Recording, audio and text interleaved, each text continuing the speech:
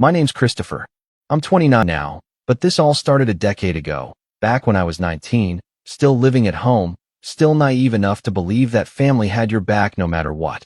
I grew up in a pretty average suburban neighborhood, the kind where everyone's lawn is trimmed just enough to pass HOA inspection and people wave at each other more out of habit than warmth. Our house had 3 bedrooms, a finished basement, and a detached garage that my dad insisted on locking like it was Fort Knox, even though there was barely anything in there worth stealing.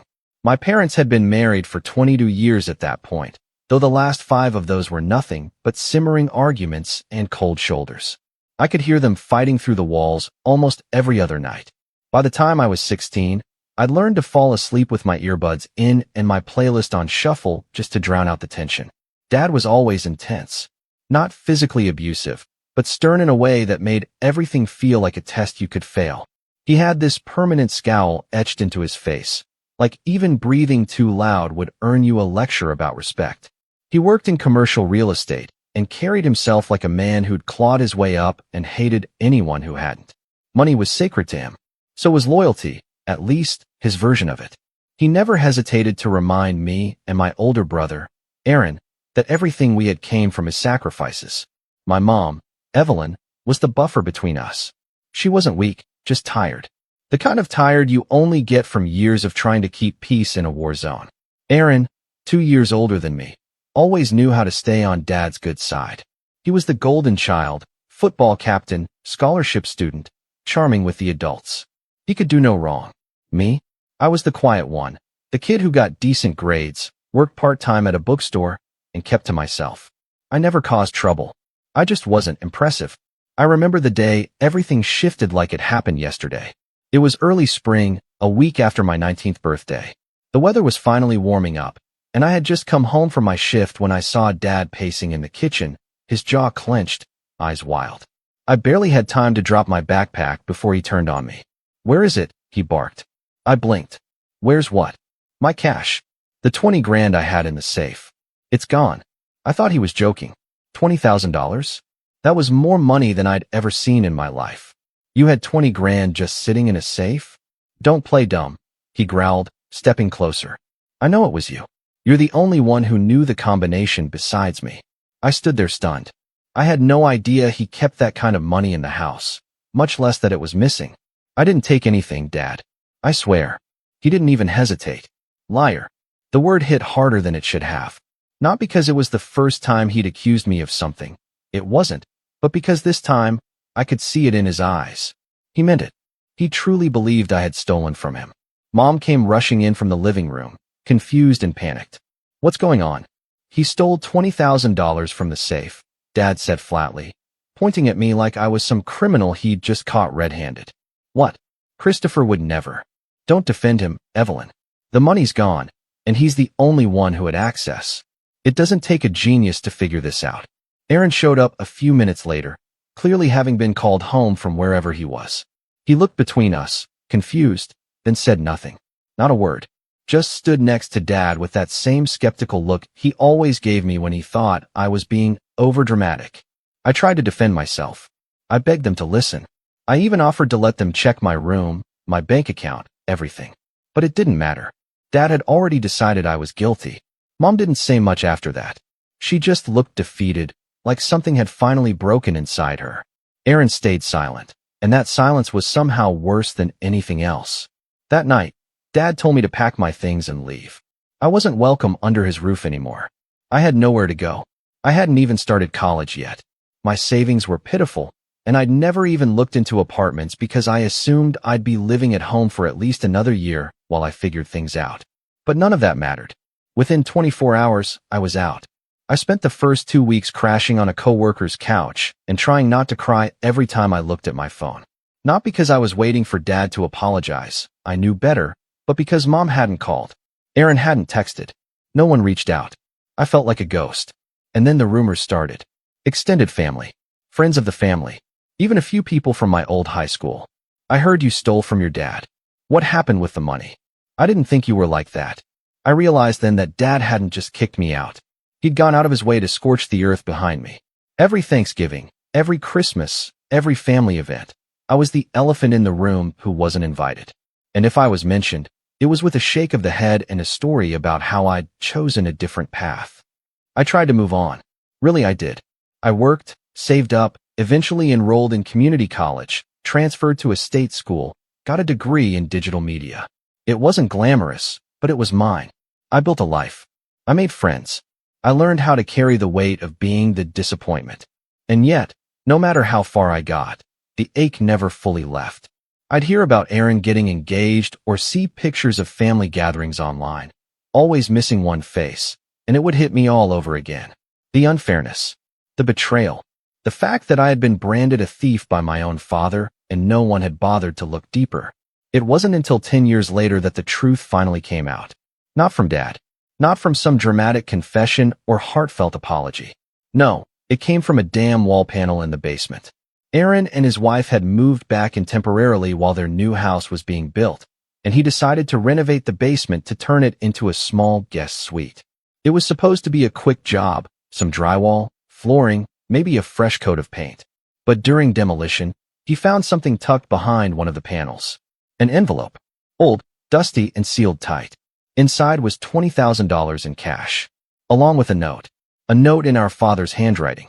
It read, "For safekeeping, until the divorce is finalized. Hide well. Don't trust anyone. Not even Evelyn." Aaron called me that same day. I hadn't spoken to him in almost 7 years. When I saw his name flash on my phone, my stomach dropped. I almost didn't answer, but something made me pick up. His voice was quiet, hesitant. He told me what he'd found. "Read me the note." I didn't say anything for a long time. Finally, I asked, "So I wasn't lying after all?" He let out this breath, like he'd been holding it for years. "No, you weren't." And then he said something that made my blood run cold. "Dad wants to talk. He says he wants to move past this." That was the moment everything came crashing back. Not just the accusation, but the silence, the betrayal, the years of being erased. I didn't answer him right away, because I knew that whatever came next, it wasn't going to be a simple conversation. And that's when the real story began. When I hung up the phone that night, I sat in my dark apartment for almost an hour without moving. No music, no distractions, just me, my thoughts, and a wave of emotions I couldn't sort through fast enough. Rage, vindication, confusion, but most of all, something hollow. I wasn't celebrating the fact that I'd been proven right. I was mourning the fact that it took 10 years for anyone to care. Aaron's voice still echoed in my ears. "Dad wants to talk." Talk. Like nothing happened. I didn't sleep much that night. My mind kept replaying old scenes like a cursed slideshow I couldn't shut off. Dad standing in the kitchen with his finger in my face. Aaron watching silently as I packed up my things. The way my mother wouldn't even meet my eyes as I walked out the front door with 2 duffel bags and nowhere to go. The weeks afterward, when my phone stayed silent, when the people I'd called family didn't lift a finger to check if I was okay. And now he wanted to move past this.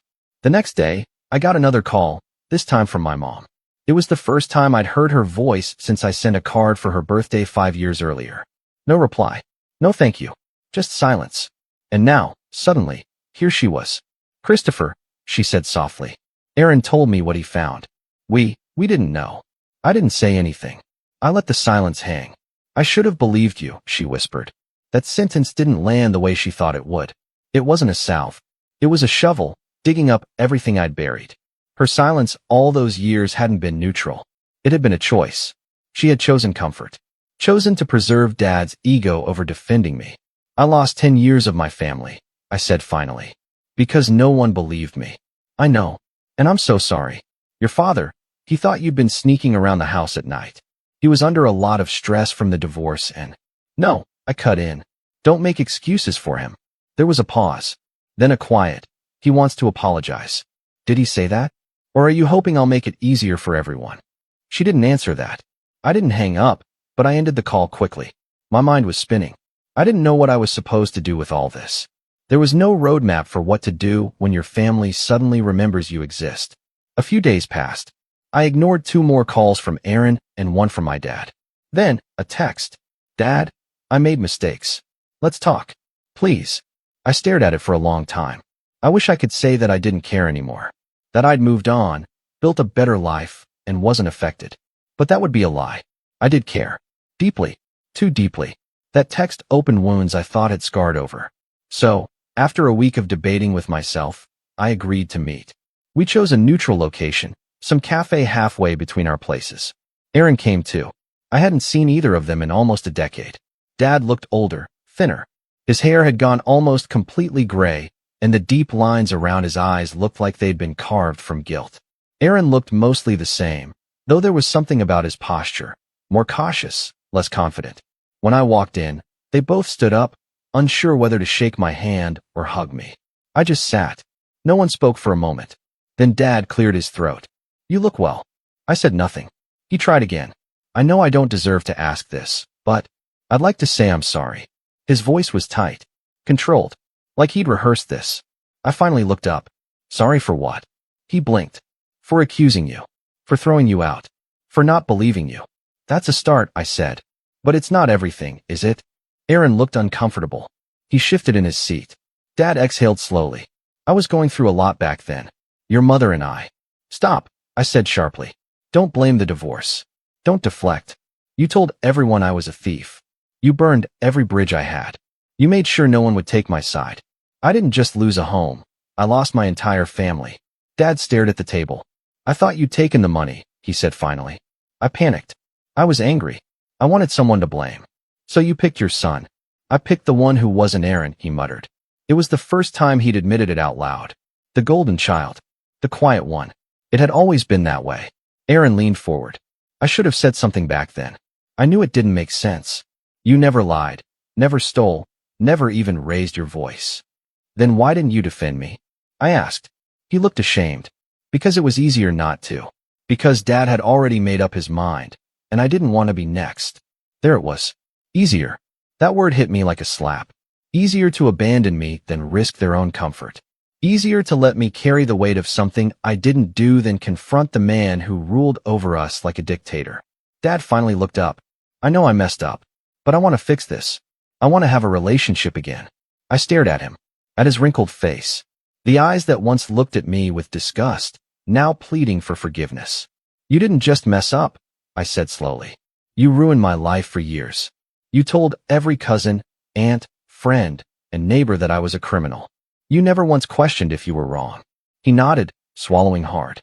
"I know, and I'll spend the rest of my life making it up to you if I have to." The rest of his life. Like that was a check he could write. I didn't give him an answer. I just got up, said I needed time, and left. But the story didn't end there. Because 2 weeks later, I found out something that pushed everything past the point of no return. I was grabbing lunch with my cousin Rachel, one of the only family members who'd ever quietly messaged me over the years, even if it was rare. She'd heard about the discovery in the basement and wanted to catch up. It was the first time I'd seen her in person since I was 19. We were halfway through lunch when she said something that stopped me cold. "You know, your dad told everyone he filed a police report back then." I froze. "He what?" "Yeah," she said, frowning. "He said he had to report the theft to the police for insurance reasons. That you were under investigation." I remember my mom freaking out about it. She said your name would be blacklisted forever. I stared at her. My hands felt numb. There had never been a police report. At least, not one I knew of. When I got home, I did some digging. Called the precinct. Requested any records associated with my name from that year. And there it was. A report filed under my name, listing me as the primary suspect in a domestic theft of $20,000. Signed by my father. I wasn't charged, because there was no evidence. But it was there. A shadow that had followed me for years without me knowing.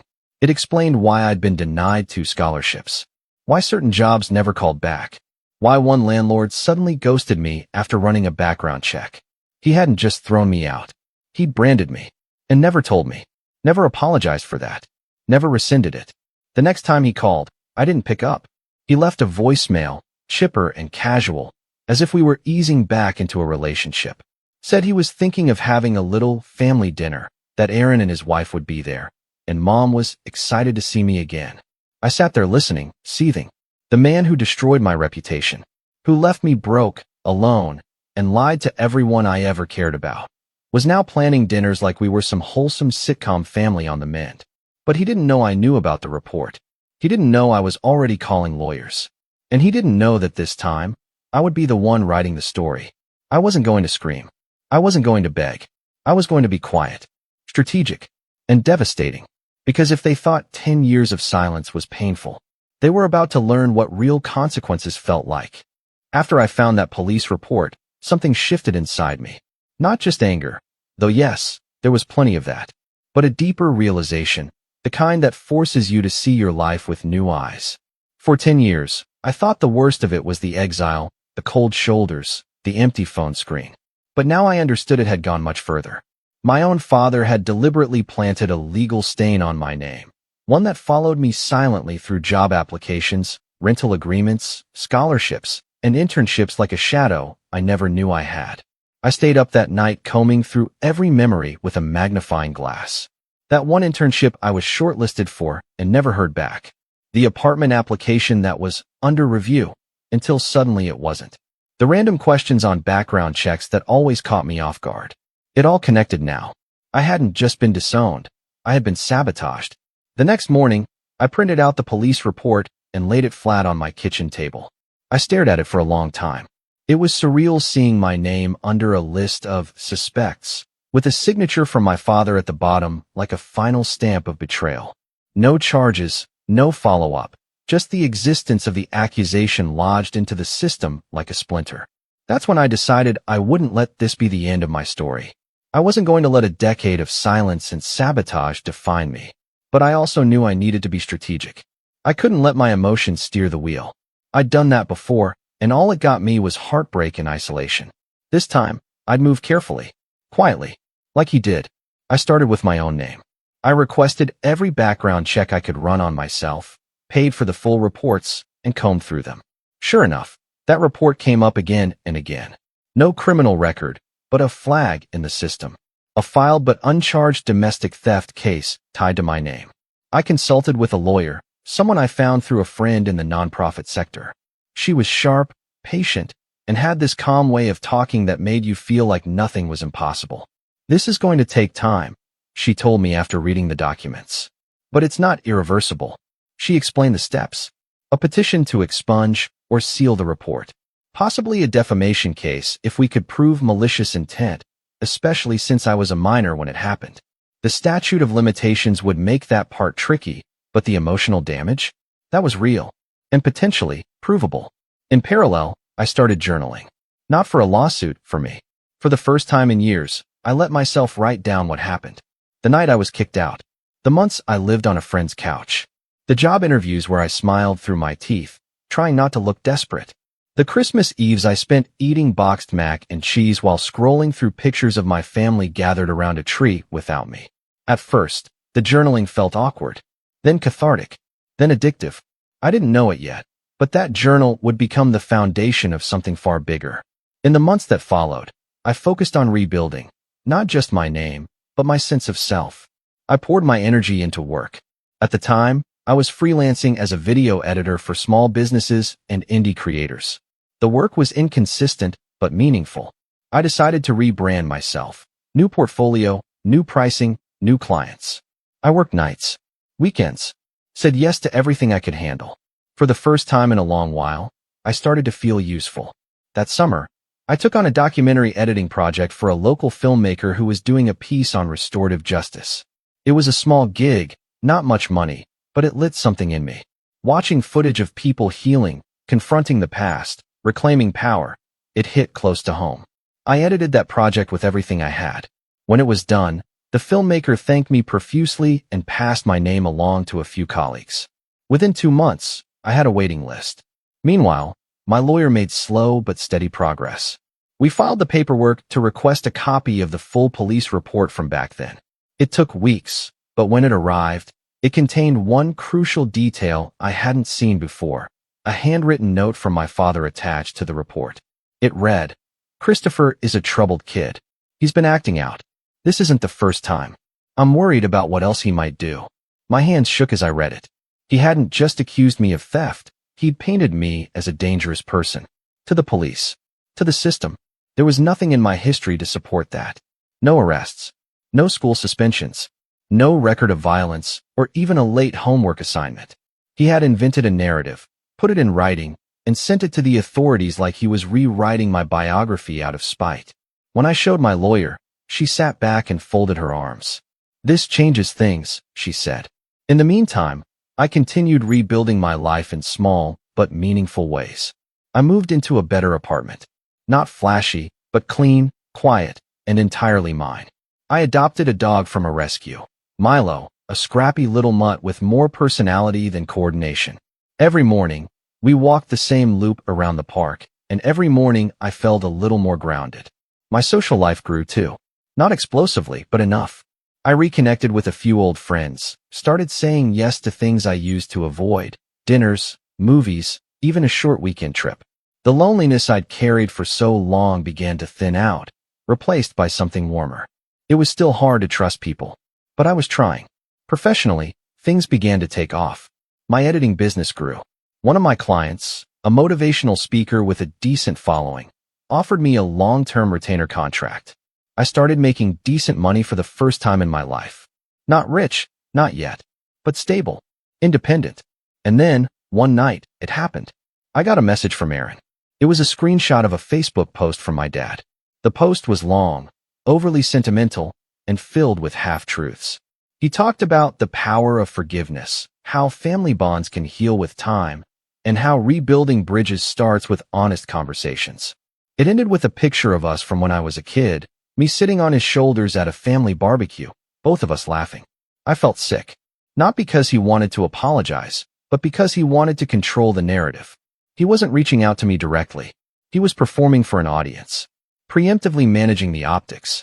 My stomach turned as I read the comments. So glad you're reconnecting. Family is everything. Proud of you for taking the first step. And there it was again, that familiar feeling of being erased. Rewritten. He wanted to be seen as the repentant father, brave enough to own his mistakes. But he hadn't told the world the truth. He hadn't admitted to the police report, or the 10 years of abandonment, or the smear campaign he ran behind my back. He wanted redemption without accountability. That was the moment I knew. I couldn't let this go quietly. I wouldn't be vindictive, but I would not be silent. Not anymore. I pulled out the journal I'd been keeping and started typing. I poured every memory into a document. I didn't hold back. I didn't dramatize. I just told the truth. I included dates, details, screenshots, and documents, carefully, methodically. I wasn't planning to post it yet. I wasn't sure where it would go, but writing it made me feel strong. And one night, as I sat reading through it, I realized something. He thought I was still 19, still quiet, still scared to rock the boat. But I wasn't. Not anymore. He thought his apology dinner and Facebook post would clean the slate. But I had built something stronger than approval. I had rebuilt myself. And soon, I would decide what to do with the truth. Because justice wasn't just about being believed. It was about being heard. And he was going to hear every word. I didn't write the post to go viral. That was never the point. When I started typing it, it was just for me, a letter I would never send, a truth I needed to get out of my chest so I could finally breathe. But as I edited it, as I scrolled through page after page of dates, screenshots, photos, and memories, something began to take shape. It wasn't just a rant. It was a record, a decade of silence, documented. The kind of story that didn't need exaggeration because the truth was heavy enough. I titled it simply, 10 years ago, my father accused me of stealing $20,000. This week, my brother found the money behind a wall. I didn't post it. Not yet. But it sat there on my desktop, saved in 3 places, Google Docs, an external drive, and an encrypted backup. I wasn't going to let this one disappear. This time, I was the one in control. But I knew that before I made any moves, I needed to understand what my father had been doing all these years. I'd been focused on surviving, rebuilding, moving forward, but he'd had a decade to shape the narrative however he wanted. And if that Facebook post was any sign, he was already laying the groundwork for his redemption arc. So I started asking around. I reached out to Rachel again, the cousin who had warned me about the police report. She was cautious at first, not sure how much she should say, but once I promised to keep her name out of anything public, she started opening up. After you left, he told everyone it was just too painful to talk about, she said. He framed it like you had gone off the rails. Said he tried everything he could, but you refused to admit what you did. Then he kind of leaned into the idea that you were estranged by choice. By choice? I asked. She nodded. He told Aunt Maureen that you cut ties with the family. Said you were angry about the divorce and took it out on everyone. I sat back in my chair, stunned. So I was the villain and the one who left? Yeah, she said gently. He made it sound like you just didn't want anything to do with the rest of us. I didn't even know what to say to that. The story I had lived through, the raw pain of being exiled, accused, abandoned, was being rewritten as teenage rebellion. But you believed me, I said quietly. Rachel smiled sadly. I always thought something didn't add up. But what could I do? Your dad made it very clear that asking questions wasn't welcome. And no one wanted to take sides. That phrase again. No one wanted to take sides. For 10 years, they'd all chosen neutrality. And in doing so, they chose him. But now, I wasn't alone anymore. Over the next few weeks, I reached out to more people. A few old family friends. A former neighbor. Even my old high school counselor, Mrs. Harper, who had always been kind to me back then.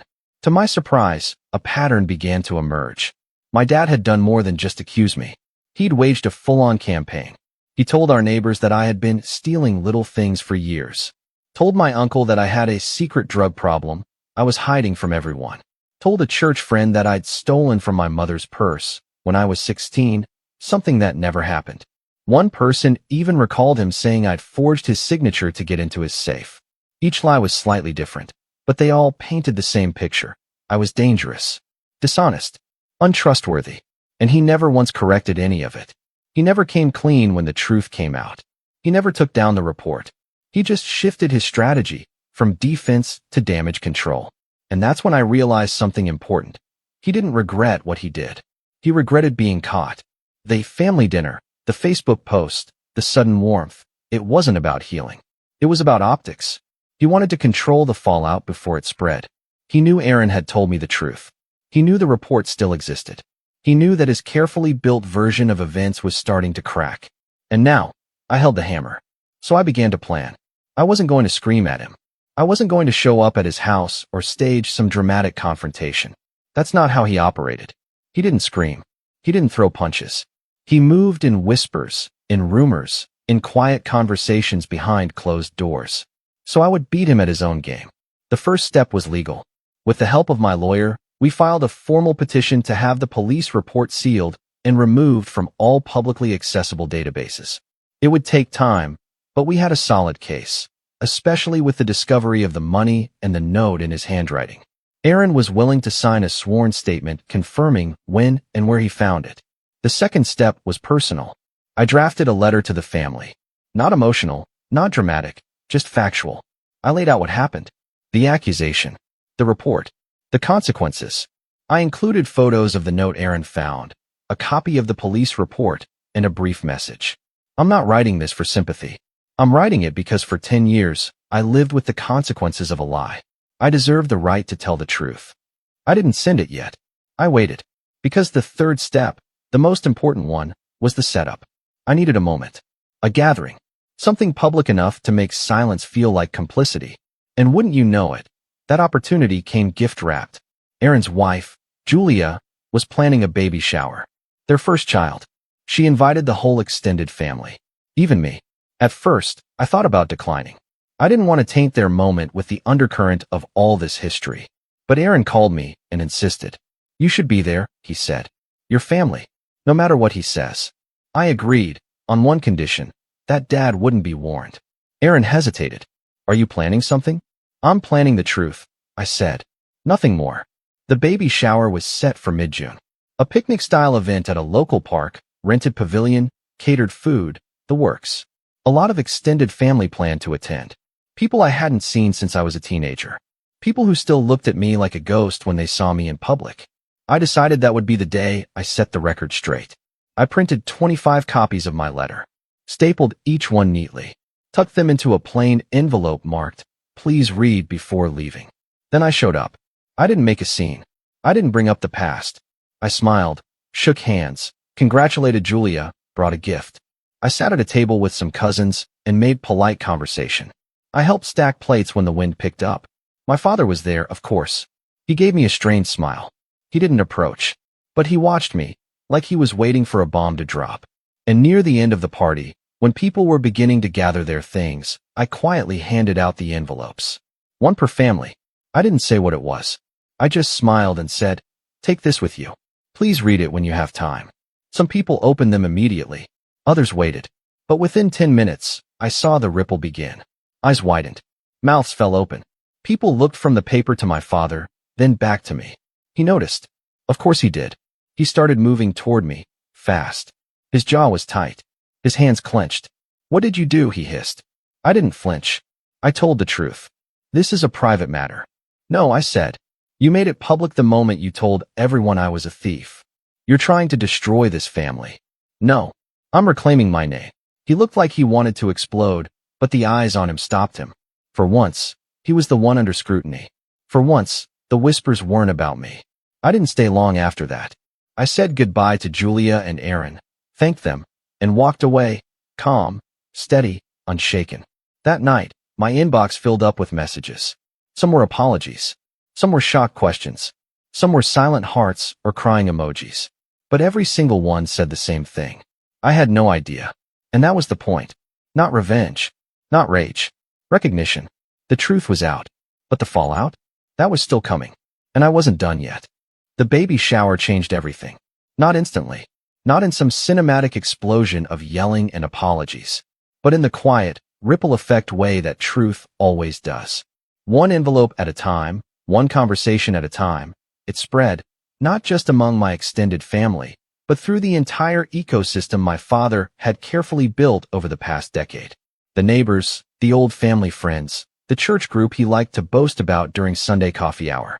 Everyone who had heard his version of the story, that I was a selfish, ungrateful son who betrayed him and left the family, now had mine. In my own words. With receipts. But I wasn't done. Because while emotional vindication was healing, there was still the matter of my name, legally and professionally. The sealed police report had been damaging in ways I was only just starting to understand. My lawyer had begun tracking down places where that incident might have silently interfered with opportunities, internships that passed me over, housing applications that mysteriously stalled. In one case, a small media company I'd applied to 5 years ago admitted, off the record, that a flagged background check was the reason they didn't move forward, even though my qualifications had stood out.